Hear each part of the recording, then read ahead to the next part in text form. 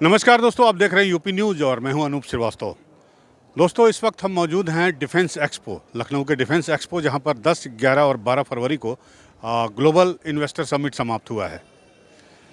इस समिट में उत्तर प्रदेश सरकार ने 33.5 लाख करोड़ रुपए के एमओयू पर साइन किए हैं।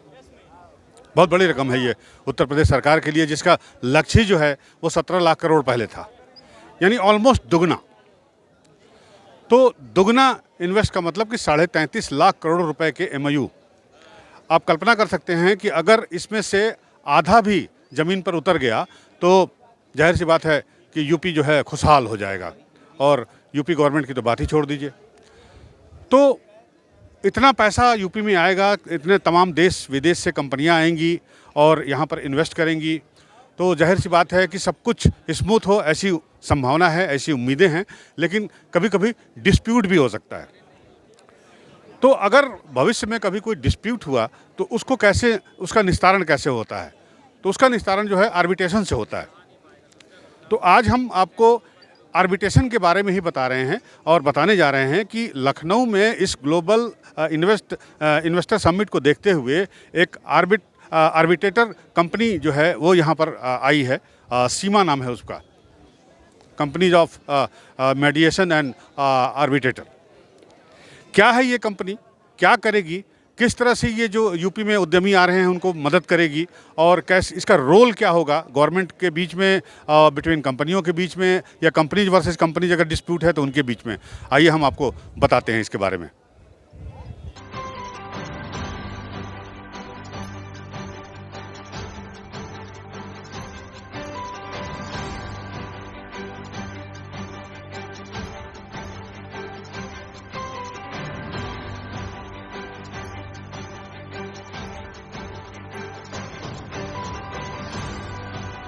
प्रणाम करता हूं, अभिनंदन करता हूं।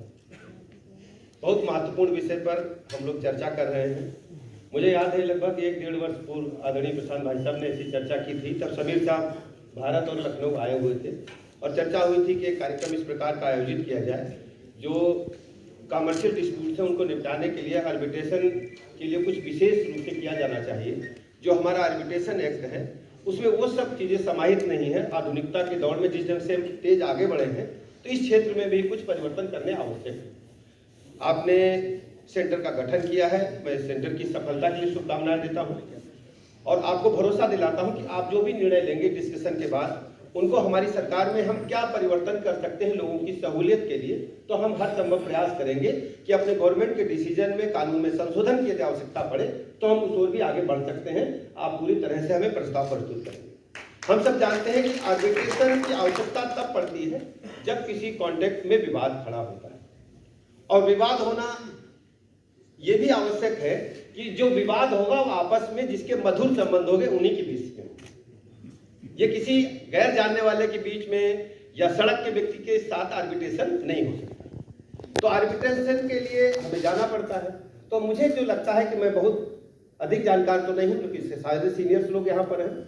आर्बिट्रेशन एक्ट में सबसे बड़ी दिक्कत यह है कि जो समय समय पर तारीखें बढ़ती रहती हैं।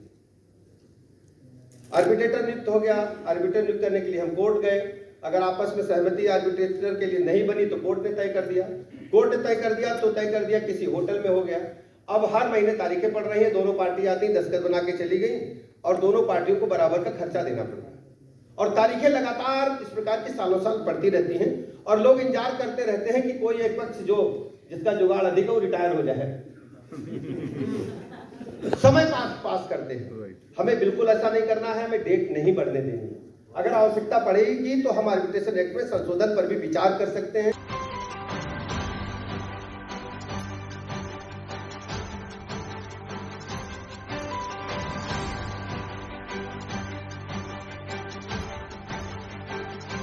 तो सुना आपने मुख्यमंत्री, उप मुख्यमंत्री साहब ने क्या कहा, और बेसिकली आर्बिट्रेशन होता क्या है इसे जानने के लिए हमने बात की वेदांत कॉलेज के इकोनॉमिक्स के प्रोफेसर मनीष हिंदवी साहब से। तो मनीष हिंदवी क्या कह रहे हैं आर्बिट्रेशन को लेके, इसको पहले आप ज़रा सुन लीजिए। आर्बिट्रेशन के लिए किसी संस्था की ज़रूरत क्यों?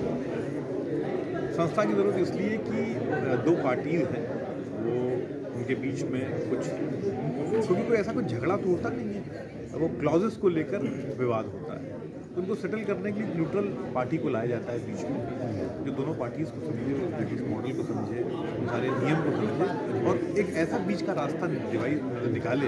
होता क्या है कि देखिए, जिन लोगों के बीच में विवाद है, अगर उनके बीच में सब कुछ अच्छा रहता तो विवाद ही तो इसीलिए एक थर्ड पार्टी को लाया जो आता है, एक सेटलमेंट बनाती है कि आप अगर ये मानेंगे तो आपका भी नुकसान नहीं और आपका भी नहीं होगा, रास्ता चल जाएगा।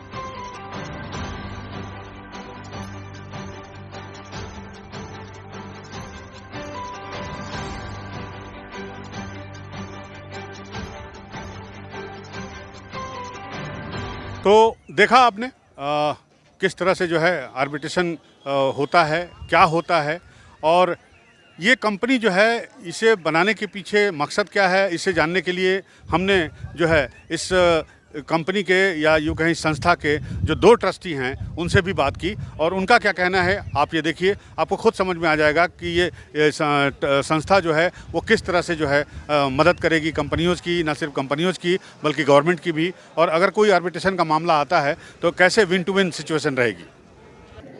आर्बिट्रेशन को लेकर ये जो संस्था सीमा बनी है, इसके बारे में कुछ बताइए। देखिए, ये बहुत इंपॉर्टेंट सेंटर इस्टेब्लिश किया हम लोगों ने। 6 ट्रस्टीज़ हैं हम लोग इसमें, और हाई कोर्ट से retired chief justice Govind Mathur साहब, मैं, प्रशांत चंद्रा जी, मनीष मेहरोत्रा जी, प्रवीण कुमार साहब, समीर शाह जी।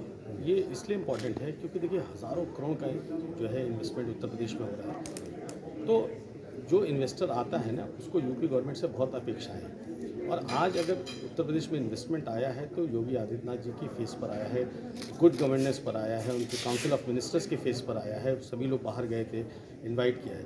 तो ये सेंटर यूपी गवर्नमेंट को स्ट्रेंथन करेगा और वाइस वर्सा जो इन्वेस्टर्स हैं या ऑनगोइंग प्रोजेक्ट्स जिनके, उनको स्ट्रेंथन करेगा। क्योंकि कई बार बिजनेस जब कॉन्ट्रैक्ट्स होते हैं, एग्जीक्यूशन होता है, तो कई तरह के डिस्प्यूट्स हो जाते हैं, उनको रिजॉल्व करेगा। यानी लंबित जो मामले हो जाते हैं कोर्ट में जाने से, तो उनको एक, ये इंडिया का 4था प्राइवेट सेंटर है। इसके पहले हैदराबाद, चेन्नई और बॉम्बे, 3 वो है, ये 4था सेंटर है जो कॉर्पोरेट्स को स्ट्रेंथन करेगा। वाइस वर्सा, मैंने जैसे अपने संबोधन में बोला था, ना कोई हारेगा ना कोई जीतेगा।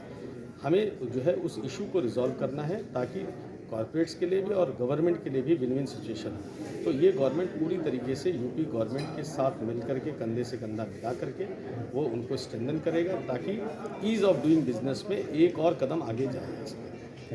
एक उत्तर प्रदेश के नागरिक होने के नाते हमारा कर्तव्य है कि हम हर तरीके से उत्तर प्रदेश को नंबर 1 स्टेट इंडिया का बनाएं, और जो भी इन्वेस्टमेंट्स आएंगे उसमें ईज़ ऑफ डूइंग बिज़नेस जो है वो बहुत एक इम्पॉर्टेंट एस्पेक्ट है। ईज़ ऑफ डूइंग बिज़नेस तभी हो सकता है जब जो लोग यहाँ इन्वेस्ट कर रहे हैं उनको इस बात का भरोसा हो कि अगर कॉन्ट्रैक्ट से रिलेटेड हम लोगों को कोई वाद विवाद हो गया तो उसमें हमारे पास एक ऐसी संस्था, जैसे कि विदेशों में सिंगापुर आर्बिट्रेशन सेंटर है, लंदन है, और अब दिल्ली, बम्बई और हैदराबाद में इस तरीके के बहुत सेंटर्स आ गए हैं, लेकिन उत्तर प्रदेश में ऐसी कोई संस्था नहीं थी। तो ये हम लोगों का पहला प्रयास कदम है, और मैं अपना सहयोग और सेवा कर रहा हूँ अपने आर्बिट्रेशन के एक्सपीरियंस से, कि मैं इसका प्रयास कर रहा हूँ कि अगर हम लोग सब मिल करके इसको उत्तर प्रदेश में ईज़ ऑफ डूइंग बिजनेस में सरकार की